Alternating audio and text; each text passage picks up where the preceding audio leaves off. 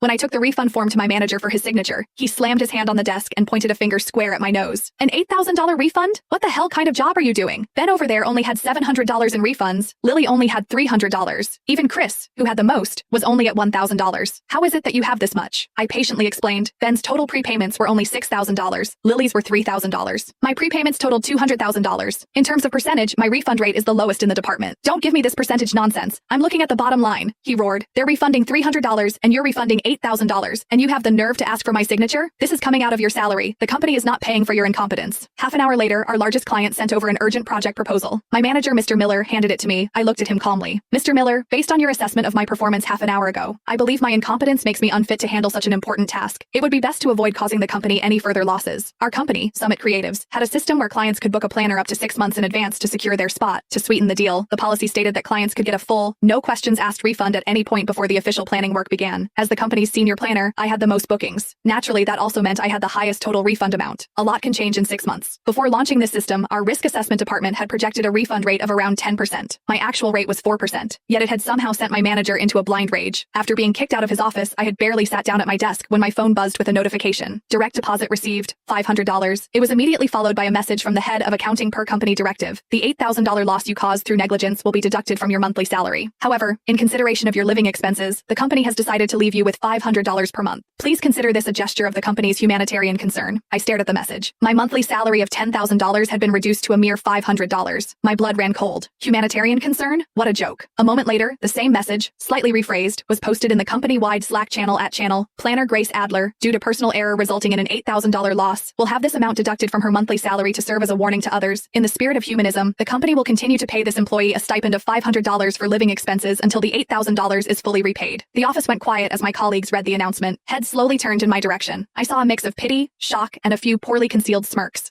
It didn't take long for the sycophants to chime in on the Slack channel. Wow, still making sure an employee who messed up has living expenses covered. Our company really is like a family. Mr. Miller is so considerate. Grace is so lucky to have a manager like you. I typed a cold reply. You can have my good fortune if you want it. The channel went silent. A minute later, Mr. Miller responded directly. At Grace Adler, are you suggesting you shouldn't be held accountable for the $8,000 loss your mistake caused? I replied, could you please specify exactly what my mistake was? Complete silence. 10 minutes later, Mr. Miller posted another official announcement in the channel, his anger palpable in every word. At channel. After an internal performance review, Senior Planner Grace Adler has been deemed incapable of handling significant responsibilities. Effective immediately, she is demoted to the position of junior designer. Her base salary will be reduced to $2,000 per month, and she will be ineligible for any commissions for the next 3 months. I stared at the message and let out a cold, humorless laugh. Not only was the baseless salary cut illegal, but a $2,000 monthly salary was well below the state's minimum wage. I quietly took a screenshot. Evidence.